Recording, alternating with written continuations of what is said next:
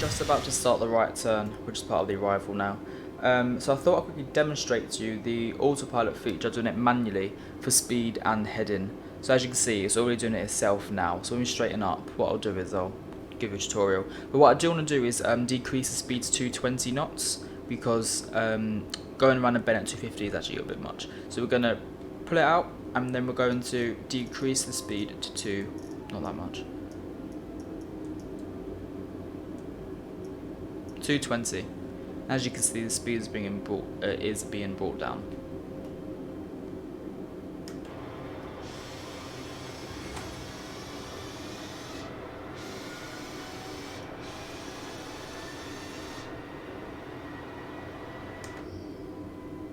Shall we see if we can have a nice external showcase view?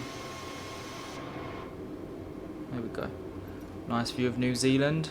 Take a little screenshot. See if we can do the same. Oh, this view is not as good.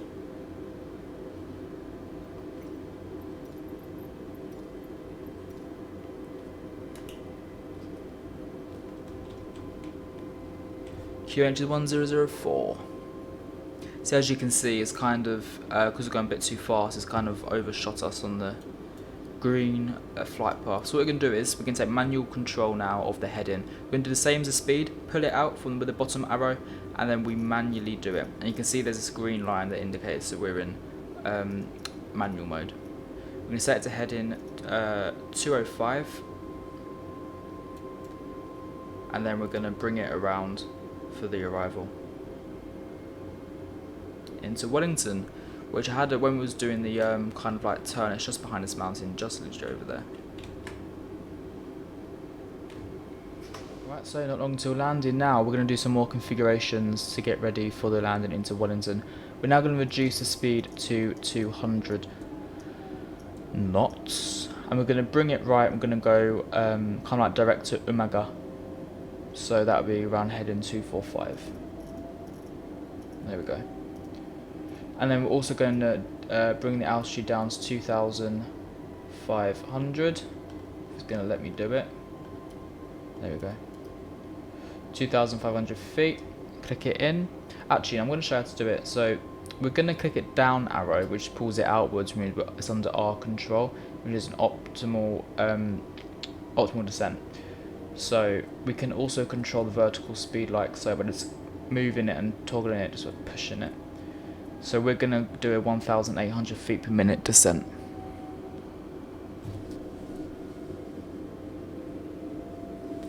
As you can tell, the flat 1 marker, we can now put out flat 1. Bam. Flat 1's coming out. You can see the red airspeed, so we can't go any faster than around 218 knots. And it also shows here that flat 1 is out. Let's bring this range in. Now let's just set our speed to 180, and we're going to bring our vertical speed down a bit faster than that. Minus 2,000. and see another marker, which means we are safe enough to bring out flap 2. And Wellington is literally right there.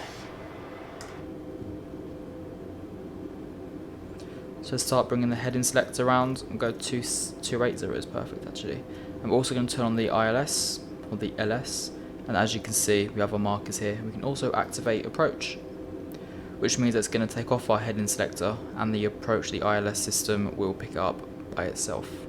As you can see, it's already done that. Right, let's now, actually a bit too far out to 160, yeah. We won't put flap 3 out just yet, we'll give it a little bit. There's Wellington right there. In terms of the altitude, now we're just a tiny bit low, but it's fine because we'll level off for 2,500 and then it will glide in. Speed though is absolutely fine for the moment. So the next step we will decel speed to 160 knots. Usually I'd say till 4 DME, but there's no way to find that out in this default aircraft. Okay, there we go. So ILS, I didn't do that, as you can tell. ILS has done that itself. So it's now aligning us with the runway and the instrument landing system. 2,500. There's a 2,500 call.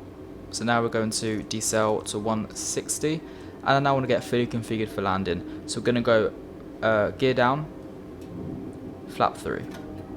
Oh, that's flap 4 or flap 3. And there's a runway, so you can see its position. Oh, you can see its positioning us for landing right there.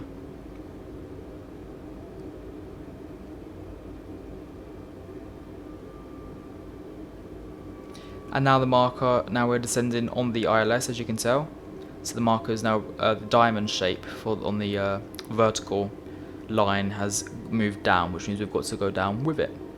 Simplest way to kind of explain it. And when this diamond has to be in the middle, they have to be in the middle on the yellow line, really for both of them.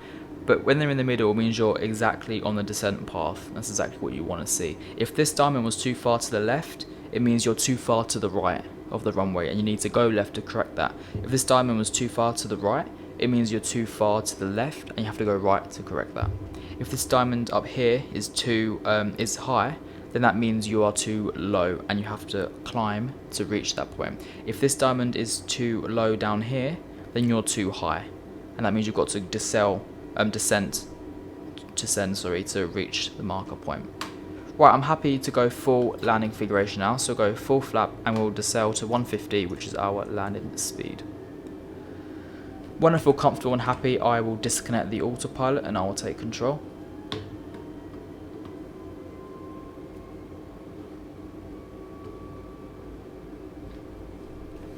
And I will show you how to disconnect the autopilot manually as well. Also, one thing I like in the Airbus, you don't have to disconnect the auto throttle. The plane will control the speed and keep it at 150 for you until you decide to idle the thrust when you flare. So when it goes 50, 40, 30, 20, retard.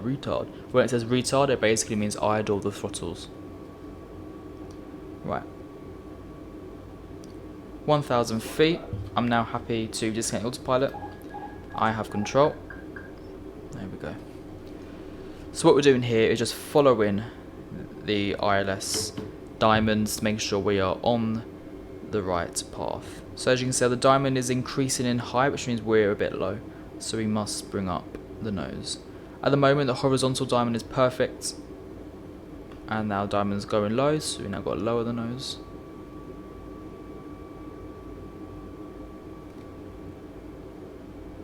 Look how beautiful the scenery looks though.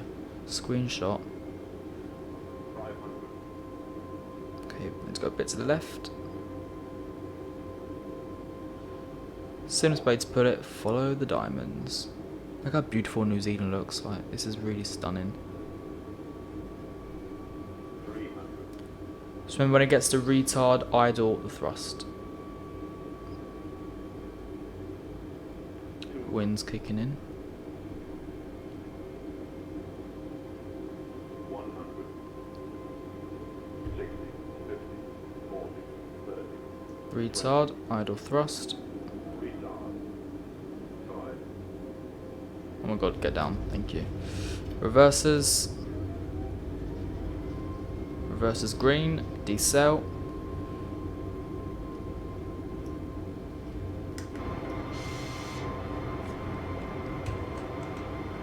Perfect, reverses stowed. There we go, and auto brake off. We're going to turn off here because we can. Lovely. Nice landing-ish.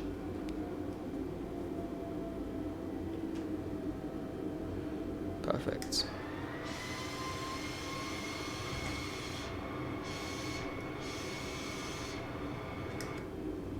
So now we're going to do our after landing checklist while we taxi. There we go. So let's just put a bit of thrust in. So what we want to do now, make sure our speed brakes are not on or armed, or not up, sorry. They're in the 0% mark. Bring the flaps all the way up, we don't need them. We're going to start the APU, master switch and start. Landing lights can come off.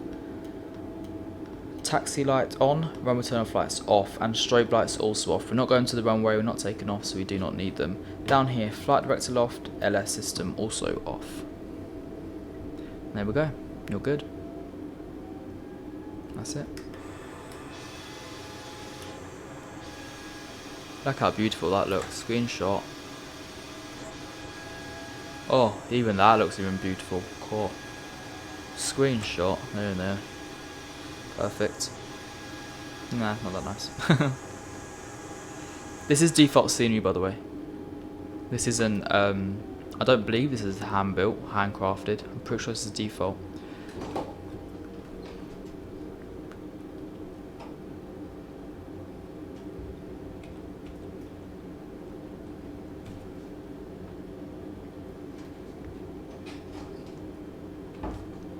Right, we'll take a left here. And then we'll take that stand with the jetway.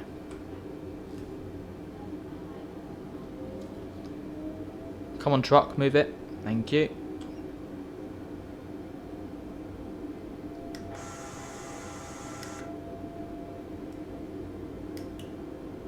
Come on, truck.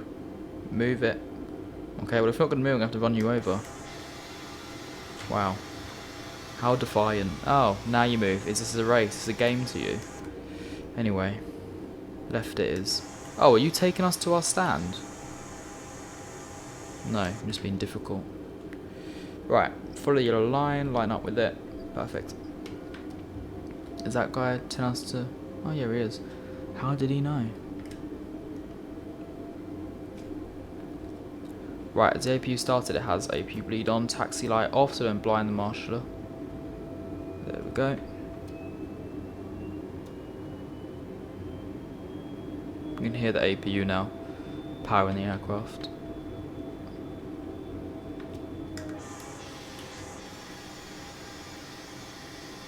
Bit further to the left. There we go. Oh god, I feel sick.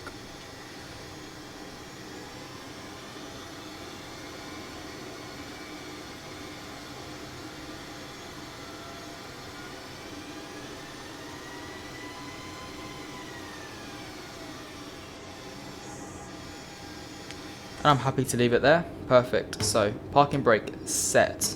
That's what you want to do first. You want to cut off engine 1 by clicking them, and also engine 2. Lovely. Beacon light off, because we're stationary, we have no plans to move. External power on. You can get rid of the APU now. Fuel pumps off. This is all shut down, by the way, just so you know. Nav light off as well. Then we want to come up here. Oh, we can't even do it, can we? I was going to turn the IRSs off, but it's impossible. Flight plan's done. Nothing else to do on this default aircraft. Click it all in, I suppose. Engine 1 and engine 2 are off. Battery 1 off. Battery 2 off. Perfect. And external power off. There you go. We are back in a cold and dark state. Simple as that, just to let you know. There we go. Well, that is how you shut down the aircraft. That's how you get it from A to B in safely, I suppose. Just let you know. And yeah, thank you for watching the video. If you want to see a different story or a different series of aircraft, do let me know. I believe there's a 747, 787, which I haven't even touched yet, which is surprising. But yeah, I will see you all in the next video. Hope you enjoyed this one. Hope I didn't talk too fast or make it too messy. Still learning, you know. But yeah, thank you for watching. See you soon. Bye-bye.